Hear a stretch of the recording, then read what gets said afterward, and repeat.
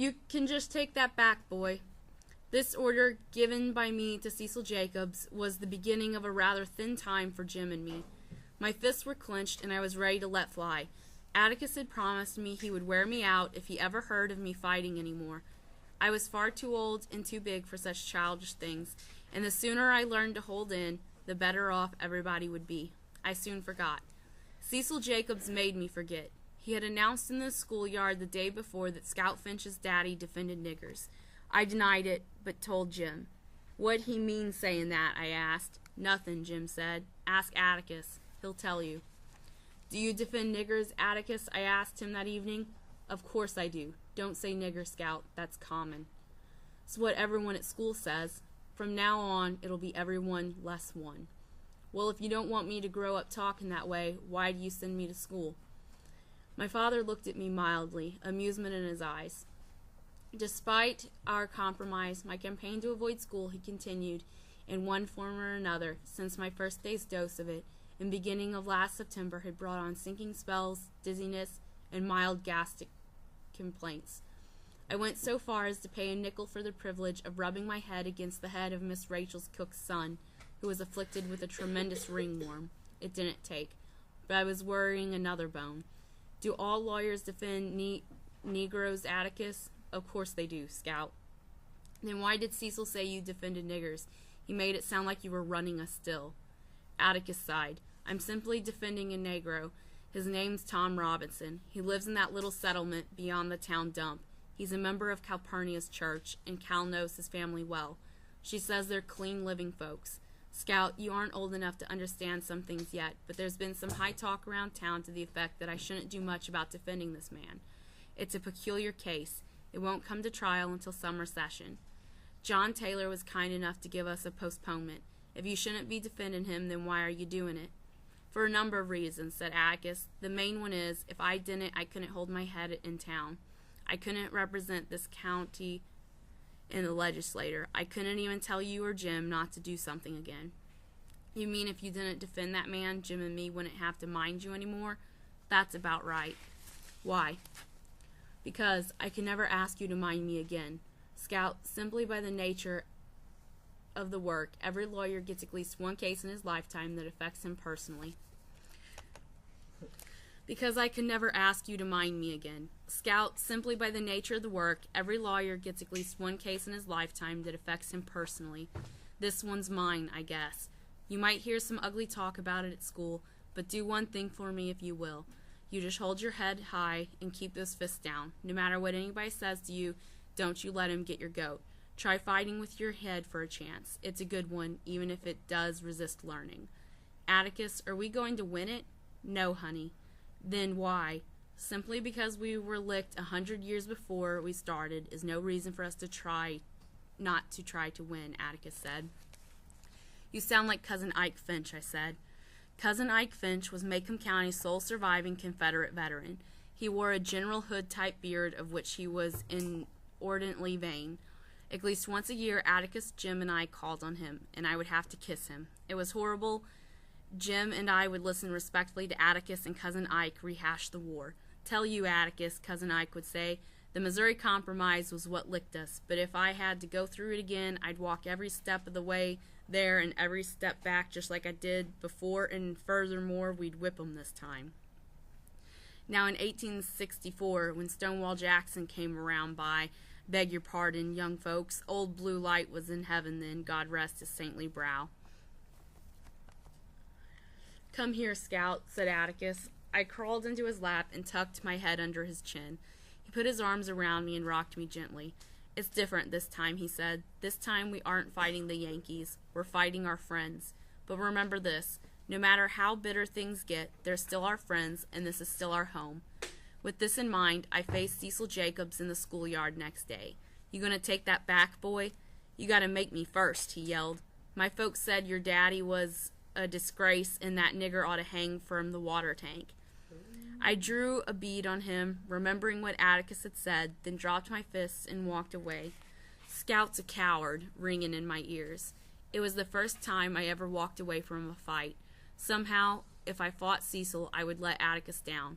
Atticus so rarely asked Jim and me to do something for him. I could take being called a coward for him. I felt extremely noble for having remembered, and remained noble for 3 weeks. Then Christmas came, and disaster struck. Jim and I viewed Christmas with mixed feelings. The good side was the tree and Uncle Jack Finch. Every Christmas Eve day we met Uncle Jack at Macomb Junction, and he would spend a week with us. A flip of the coin revealed the uncompromising lineaments of Aunt Alexandra and Frances. I suppose I should include Uncle Jimmy, Aunt Alexandra's husband, but as he never spoke a word to me in my life except to say, "Get off the fence," once, I never saw any reason to take notice of him. Neither did Aunt Alexandra. Long ago, in a burst of friendliness, Auntie and Uncle Jimmy produced a son named Henry, who left home as soon as was humanly possible, married, and produced Frances. Henry and his wife deposited Frances at his grandparents' every Christmas, then pursued their own pleasures. No amount of sighing could induce Atticus to let us spend Christmas Day at home. We went to Finch's Landing every Christmas in my memory. The fact that Auntie was a good cook was some compensation for being forced to spend a religious holiday with Francis Hancock. He was a year older than I, and I avoided him on principle. He enjoyed everything I disapproved of, and disliked my ingenious diversions. Aunt Alexandra was Atticus' sister, but when Jim told me about changelings and siblings, I decided that she had been swapped at birth, and my grandparents had perhaps received a Crawford instead of a Finch. Had I ever harbored the mystical notions about mountains that seemed to obsess lawyers and judges, Aunt Alexandra would have been analogous to Mount Everest. Throughout my entire life, she was cold and there. When Uncle Jack jumped down from the train Christmas Eve day, we had to wait for the porter to hand him 2 long packages. Jim and I always thought it funny when Uncle Jack pecked Atticus on the cheek. They were the only 2 men we ever saw kiss each other.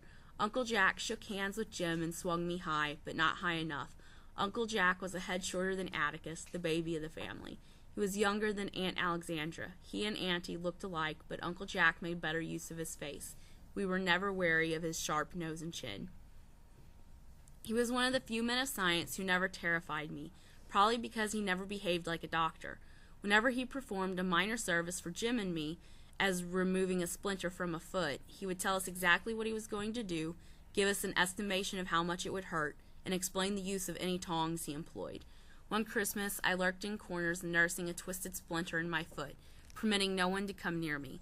When Uncle Jack caught me, he kept me laughing about a preacher who hated going to church so much that every day he stood at his gate in his dressing gown, smoking a hookah, and delivering 5-minute sermons to any passers-by who desired spiritual comfort. I interrupted to make Uncle Jack let me know when he would pull it out, but he had held up a bloody splinter and a pair of tweezers and said he yanked it while I was laughing. That was what was known as relativity. "What's in those packages?" I asked him, pointing to the long, thin parcels the porter had given him. "None of your business," he said. Jim said, "How's Rose Almer?" Rose Almer was Uncle Jack's cat. She was a beautiful yellow female Uncle Jack said was one of the few women he could stand permanently. He reached into his coat pocket and brought out some snapshots. We admired them. "She's getting fat," I said. "I should think so. She eats all the leftover fingers and ears from the hospital." "Oh, that's a damn story," I said. "I beg your pardon." Atticus said, "Don't pay her any attention, Jack. She's trying you out. Cal says she's been cussing fluently for a week now." Uncle Jack raised his eyebrows and said nothing. I was proceeding on the dim theory, aside from innate attractiveness of such words, that if Atticus discovered I'd picked them up at school, he wouldn't make me go back. But at summer that evening, when I asked him to pass the damn ham, please, Uncle Jack pointed at me. "See me afterwards, young lady," he said. When supper was over, Uncle Jack went to the living room and sat down. He slapped his thighs for me to come sit on his lap. I liked to smell him. He was like the bottle of alcohol and something pleasantly sweet. He pushed back my bangs and looked at me. "You're more like Atticus than your mother," he said. "You're also growing out of your pants a little. I reckon they fit all right. You like words like damn and hell now, don't you?" I said I reckoned so. "Well, I don't," said Uncle Jack. "Not unless there's extreme provocation connected with them. I'll be here a week, and I don't want to hear any words like that while I'm here. Scout, you'll get in trouble if you go around saying things like that. You want to grow up to be a lady, don't you?" I said not particularly. "Of course you do. Now let's go get that tree. Or let's get to that tree." We decorated the tree until bedtime, and that night I dreamt of 2 long packages for Jim and me. Next morning, Jim and I dived for them. They were from Atticus, who had written Uncle Jack to get them for us, and they were what we had asked for. "Don't point them in the house," said Atticus, when Jim aimed at a picture on the wall. "You'll have to teach 'em to shoot," said Uncle Jack. "That's your job," said Atticus. I merely bowed to the inevitable. It took Atticus' courtroom voice to drag us away from the tree. He declined to let us take our rifles to the landing. I had already begun to think of shooting Francis, and said if we made one false move, he'd take them away from us for good. Finch's Landing consisted of 366 steps down a high bluff and ended in a jetty. Further downstream, beyond the bluff, were traces of an old cotton landing where Finch Negroes had loaded bales and produced unloaded blocks of ice, flour and sugar, farm equipment, and feminine apparel. A 2-rut road ran from the riverside and vanished among the dark trees.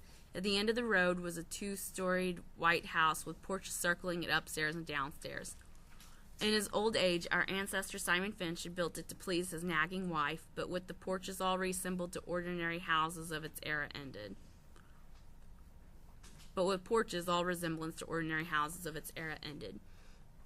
The internal arrangements of the Finch's house were indicative of Simon's guilelessness and the absolute trust with which he regarded his offspring.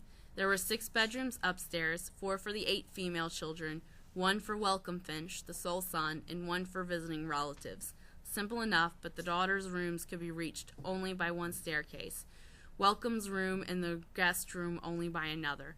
The daughters' staircase was in the ground floor bedroom of their parents, so Simon always knew the hours of his daughter's nocturnal comings and goings. There was a kitchen separate from the rest of the house. Tacked onto it by a wooden catwalk in the backyard was a rusty bell on a pole, used to summon field hands or as a distress signal. A window's walk was on the roof, but no windows walked there. From it, Simon oversaw his overseer, watched the riverboats, and gazed into the lives of surrounding landholders. There was a kitchen separate from the rest of the house. Tacked onto it by a wooden catwalk in the backyard was a rusty bell on a pole, used to summon field hands or as a distress signal. A window's walk was on the roof, but no windows walked there from it. Simon oversaw his oversee, watched the riverboats, and gazed into the lives of surrounding landholders. There went with the house the usual legend about the Yankees. One Finch female, recently engaged, donned her complete trousseau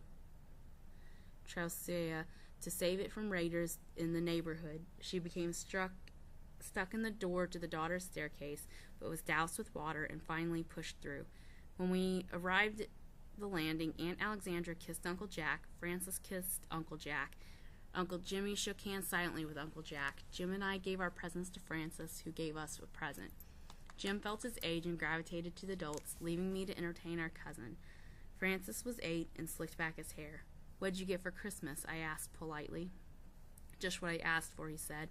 Francis had requested a pair of knee pads, a red leather book sack, 5 shirts, and an untied bow tie. "That's nice," I lied. "Jim and me got air rifles, and Jim got a chemistry set. A toy one, I reckon." "No, a real one. He's going to make me some invisible ink, and I'm going to write to Dill in it." Francis asked what was the use of that. "Well, can't you just see his face when he gets a letter from me with nothing in it? It'll drive him nuts." Talking to Francis gave me the sensation of settling slowly to the bottom of the ocean. He was the most boring child I ever met. As he lived in Mobile, he could not inform on me to school authorities, but he managed to tell everything he knew to Aunt Alexandra, who in turn unburdened herself to Atticus, who either forgot it or gave me hell, whichever struck his fancy. But the only time I ever heard Atticus speak sharply to anyone was when I once heard him say, "Sister, I do the best I can with him. It has something to do with my going around in overalls." Aunt Alexandra was fanatical on the subject of my attire. I could not possibly hope to be a lady if I wore breeches. When I said I could do nothing in a dress, she said I wasn't supposed to be doing things that required pants.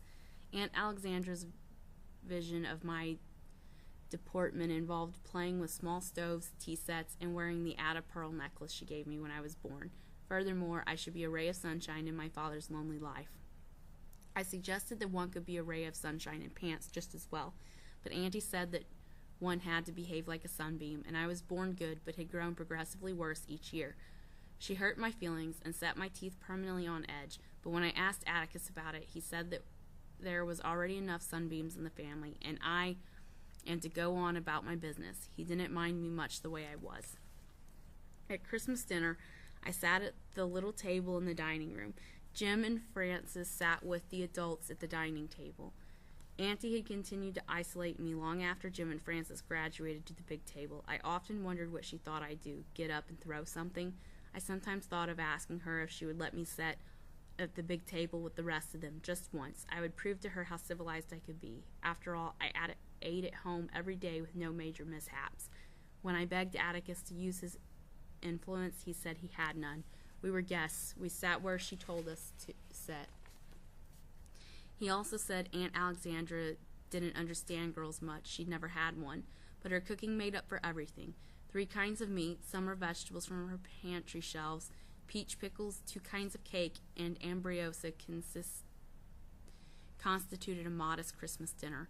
Afterwards, the adults made for the living room and sat around in a dazed condition.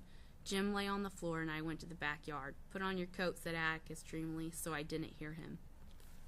Francis sat beside me on the back steps. That was the best yet, I said. Grandma's a wonderful cook, said Francis. She's going to teach me how. Boys don't cook. I giggled at the thought of Jim in an apron. Grandma says all men should learn to cook, that men ought to be careful with their wives and wait on 'em when they don't feel good, said my cousin. I don't want Dill waiting on me, I said. I'd rather wait on him. Dill? Yeah, don't say anything about it yet, but we're going to get married as soon as we're big enough. He asked me last summer. Francis hooted. What's the matter with him, I asked. Ain't anything the matter with him. You mean that little runt Grandma says stays with Miss Rachel every summer? That's exactly who I mean. I know all about him, said Francis. What about him? Grandma says he hasn't got a home. Has to. He lives in Meridian. He just gets passed around from relative to relative, and Miss Rachel keeps him every summer.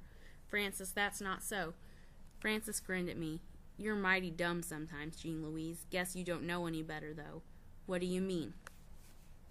If Uncle Atticus lets you run around with stray dogs, that's his own business, like Grandma says, so it ain't your fault. I guess it ain't your fault if Uncle Atticus is a nigger lover besides, but I'm here to tell you it certainly does mortify the rest of the family. Francis, what the hell do you mean? Just what I said. Grandma says it's bad enough he lets you all run wild, but now he's turned out a nigger lover will never be able to walk the streets of Macomb again. He's ruining the family, that's what he's doing. Francis rose and sprinted down the catwalk to the old kitchen. At a safe distance, he called, He's nothing but a nigger lover. He is not, I roared. I don't know what you're talking about, but you better cut it out this red-hot minute. I leapt off the steps and ran down the catwalk. It was easy to call her Francis. I said, take it back quick. Francis jerked loose and sped into the old kitchen. Nigger lover, he yelled. When stalking one's prey, it's best to take one's time. Say nothing, and as sure as eggs, he will become curious and emerge. Francis appeared at the kitchen door. You still mad, Jean Louise? He asked tentatively. Nothing to speak of, I said. Francis came out of the catwalk. You gonna take it back, Francis? But I was too quick on the draw. Francis shot back into the kitchen, so I retired to the steps. I could wait patiently. I had sat there perhaps 5 minutes when I heard Aunt Alexandra speak. Where's Francis? He's out yonder in the kitchen. He knows he's not supposed to play in there. Francis came to the door and yelled, Grandma, she's got me in here and she won't let me out. What is all this, Jean Louise? I looked up at Aunt Alexandra. I haven't got him in there, Auntie. I ain't holding him. Yes, she is, shouted Francis. She won't let me out. Have you all been fussing? Jean Louise got mad at me, Grandma, called Francis. Francis, come out of here. Jean Louise, if I hear another word out of you, I'll tell your father. Did I hear you say hell a while ago? No, mum. I thought I did. I better not hear it again. Aunt Alexandra was a back porch listener. The moment she was out of sight, Francis came out, head up and grinning. Don't you fool with me, he said. He jumped into the yard and kept his distance, kicking tufts of grass, turning around occasionally to smile at me. Jim appeared on the porch, looked at us, and went away. Francis climbed the mimosa tree, came down, put his hands in his pockets, and strolled around the yard. Ha, he said. I asked him who he thought he was, Uncle Jack. Francis said he reckoned I got told, for me to just sit there and leave him alone. I ain't bothering you, I said. Francis looked at me carefully, concluded that I had been sufficiently subdued, and crooned softly, Nigger lover. This time I split my knuckle to the bone on his front teeth. My left impaired, I sailed in with my right, but not for long. Uncle Jack pinned my arms to my side and said, "Stand still." Aunt Alexandra ministered to Francis, wiping his tears away with her handkerchief, rubbing his hair, patting his cheek. Atticus, Jim, and Uncle Jimmy had come to the back porch when Francis started yelling. "Who started this?" said Uncle Jack. Francis and I pointed at each other. "Grandma," he bawled. "She called me a whore lady and jumped on me." "Is that true, Scout?" said Uncle Jack. "I reckon so." When Uncle Jack looked down at me, his features were like Aunt Alexandra's. "You know, I told you you'd get in trouble if you used words like that. I told you, didn't I?" "Yes, sir, but, well, you're in trouble now. Stay there." I was debating whether to stand there or run, and tarried in indecision a moment too long. I turned to flee, but Uncle Jack was quicker. I found myself suddenly looking at a tiny and struggling with a breadcrumb in the grass. "I'll never speak to you again as long as I live. I hate you and despise you and hope you die tomorrow." A statement that seemed to encourage Uncle Jack more than anything. I ran to Atticus for comfort, but he said I had it coming, and it was high time we went home. I climbed in the back seat of the car without saying goodbye to anyone, and at home I ran to my room and slammed the door. Jim tried to say something nice, but I wouldn't let him. When I surveyed the damage, there were only 7 or 8 red marks, and I was reflecting upon relativity when someone knocked on the door. I asked who it was. Uncle Jack answered. "Go away." Uncle Jack said if I talked like that, he'd lick me again, so I was quiet. When he entered the room, I retreated to a corner and turned my back on him. "Scout," he said, "do you still hate me?" "Go on, please, sir." "Why, I didn't think you'd hold it against me," he said. "I'm disappointed in you. You had that coming and you know it." "Didn't either." "Honey, you can't go around calling people—" "You ain't fair," I said. "You ain't fair." Uncle Jack's eyebrow went up. "Not fair? How not?" "You're real nice, Uncle Jack, and I reckon I love you even after what you did, but you don't understand children much." Uncle Jack put his hands on his hips and looked down at me. "And why do I not understand children, Miss Jean Louise? Such conduct as yours required little understanding. It was obstreperous, disorderly, and abusive. You gonna give me a chance to tell you? I didn't mean to sass you. I'm just trying to tell you." Uncle Jack sat down on the bed. His eyebrows came together, and he peered up at me from under them. "Proceed," he said. I took a deep breath. "Well, in the first place, you never stopped to give me a chance to tell you my side of it. You just lit right into me. When Jim and I fuss, Atticus doesn't ever listen to Jim's side of it. He hears mine, too. And in the second place, you told me never to use words like that except in extreme provocation, and Francis provocated me enough to knock his block off." Uncle Jack scratched his head. "What was your side of it, Scout?" "Francis called Atticus something, and I wasn't about to take it off him." "What did Francis call him?" "A nigger lover. I ain't very sure what it means, but the way Francis said it. Tell you one thing right now, Uncle Jack, I swear before God, if I sit there and let him say something about Atticus." "He called Atticus that?" "Yes, sir, he did, and a lot more. Said Atticus be the ruination of the family, and he let Jim and me run wild." From the look on Uncle Jack's face, I thought I was in for it again. When he said, "We'll see about this," I knew Francis was in for it. "I've a good mind to go out there tonight." "Please, sir, just let it go, please." "I've no intention of letting it go," he said. "Alexandra should know about this. The idea of waiting till I get my hands on that boy." "Uncle Jack, please promise me something. Please, sir. Promise you won't tell Atticus about this. He asked me one time not to let anything I hear about him make me mad, and I'd rather him think we were fighting about something else instead. Please promise. But I don't like Francis getting away with something like that." "He didn't. You reckon you could tie up my hand? It's still bleeding some." "Of course I will, baby. I know of no hand I would be more delighted to tie up. Will you come this way?" Uncle Jack gallantly bowed me to the bathroom while he cleaned and bandaged my knuckles. He entertained me with a tale about a funny, nearsighted old gentleman who had a cat named Hodge, and who counted all the cracks in the sidewalk when he went to town. "There now," he said, "you'll have a very unladylike scar on your wedding ring finger." "Thank you, sir." "Uncle Jack." "Ma'am?" "What's a whore lady?" Uncle Jack plunged into another long tale about an old prime minister who sat in the House of Commons and blew feathers in the air and tried to keep them there when all about him men were losing their heads. I guess he was trying to answer my question, but he made no sense whatsoever. Later, when I was supposed to be in bed, I went down the hall for a drink of water and heard Atticus and Uncle Jack in the living room. "I shall never marry Atticus." "Why?" "I might have children." Atticus said, "You've a lot to learn, Jack." "I know. Your daughter gave me my first lesson this afternoon. She said I didn't understand children much and told me why. She was quite right. Atticus, she told me how I should have treated her. Oh dear, I'm so sorry I romped on her. Atticus chuckled. She earned it, so don't feel too remorseful. I waited on tenterhooks for Uncle Jack to tell Atticus my side of it, but he didn't. He simply murmured, "Her use of bathroom invective leaves nothing to the imagination, but she doesn't know the meaning of half she says. She asked me what a whore lady was. Did you tell her?" "No, I told her about Lord Melbourne." "Jack, when a child asks you something, answer him, for goodness sake, but don't make a production of it. Children are children, but they can spot an evasion quicker than adults, and evasion simply muddles them." "No," my father mused. "You had the right answer this afternoon, but the wrong reasons. Bad language is the stage all children go through, and it dies with time when they learn they're not attracting attention with it. Hot-headedness isn't. Scout's got to learn to keep her head, and learn soon, with what's in store for her these next few months. She'll come along, though. Jim's getting older, and she follows his example a good bit now.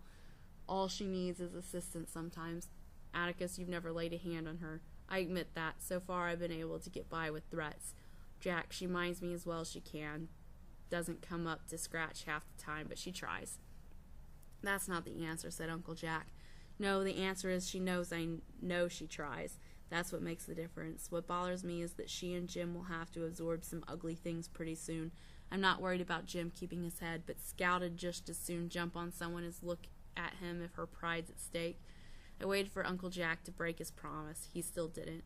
"Atticus, how bad is this going to be? You haven't had too much chance to discuss it." "It couldn't be worse, Jack. The only thing we've got is a black man's word against the Yules. The evidence boils down to you did, I didn't. The jury couldn't possibly be expected to take Tom Robinson's word against the Yules. Are you acquainted with the Yules?"